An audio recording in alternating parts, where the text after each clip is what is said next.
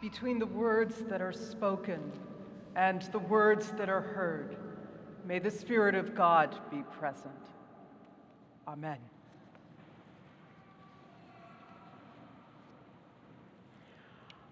On a recent trip to Miami, I was reminded of the otherworldly splendor of summer storms. The flash of lightning that prefigures a chorus of thunder, a sky pouring out water, the deluge blinding us to nearly everything and everyone else, only to evaporate in the resurgent sunbeams just minutes later.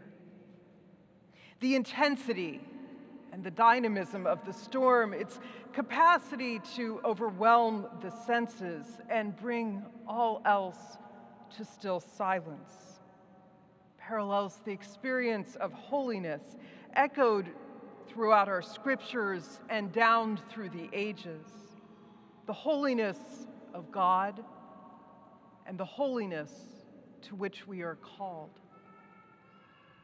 Each of today's texts brings us to a mountaintop, where in the ancient imagination we are closer in proximity to the heavens and to God. There on the heights and before the holiness of God, the people tremble, Psalm 99 tells us. Even the earth itself shakes. It's not fear per se, but awe. The experience of drawing near to the one who made us, the one who knows us even better than we know ourselves. It may escape us in the Psalm's English translation, but in the Hebrew original, we say God's name 7 times. 7 times complete like creation itself. And the word associated with God is holy. As translator and commentator Miriam Glaser notes, there is such a strong relationship between the holiness of God, revealed in acts of wonder, and the holiness of God in justice, equity, and order on earth. Moses likewise encounters this dual holiness of God on a mountaintop. There on Mount Sinai, he had been deep in prayer. The text tells us he was talking with God.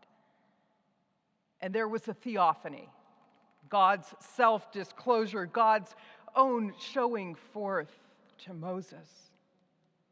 And even a glimpse of that divine presence as it faded from view was enough for Moses to be overwhelmed and transformed, his face revealing what words simply could not: the unspeakable power of God.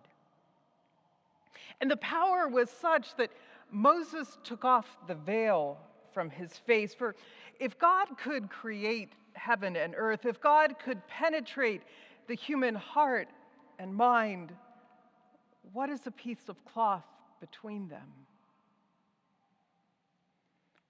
God's power with Moses was not only breathtaking, it was formative. Moses' experience of the divine would be incomplete without the presence of the Torah, the sacred instruction given to Moses on behalf of the people Israel. Far from a gravel compendium of thou shalts and thou shalt nots, it is, as John Levinson writes, a means of communion with a loving and personal God. Which is to say that God does not intend to keep holiness entirely to God's self, but to share it with mere mortals as a blessing, as an abiding and intimate relationship, which also enjoins humankind to live in that divine spirit of justice, equity, and order. This theme extends and intensifies in today's gospel account, and there Jesus along with 3 disciples, Peter and John and James, ascends a holy mountain to pray. With an echo back to Moses' own experience, Jesus' face is transformed. Then an event of unparalleled grandeur unfolds. Moses and Elijah appear standing with Jesus, now in dazzling brightness. And Peter, it's always Peter. He scrambles to try to contain the uncontainable, but there is no capturing God in 3 dwellings or even a million dwellings. Peter then is swept off his feet, and together they enter a cloud where the vision becomes audition. This is my son, my chosen. Listen to him. We are here today because we have listened. We have in some way heard the voice that Peter heard. With brilliant array or as a barely audible whisper in our hearts. We are here today because we have heard a call for ourselves and for our children. And however faint its voice, however tentative our response, it is a call to holiness. Like those mountain heights, each of us is set apart, consecrated to God, most especially in the waters of baptism. That consecration is manifested in 2 ways. Like Jesus and like Moses before him, we must pray. Corporately, as we do now, and by ourselves. First in moments and ultimately with God's help as a discipline that shapes our inmost thoughts and lives.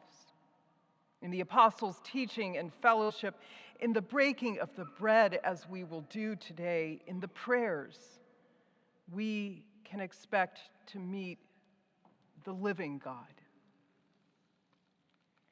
May our encounters with the divine be not only affective, but formative. May they free us to profess our faith, to say freely, I believe, and also, we believe. Not primarily contending with doctrinal assertions, but acclaiming a mystery, a song of praise to which we add our voices with those down through the generations who have sought to speak the unutterable and describe the ineffable, God, the source of all holiness.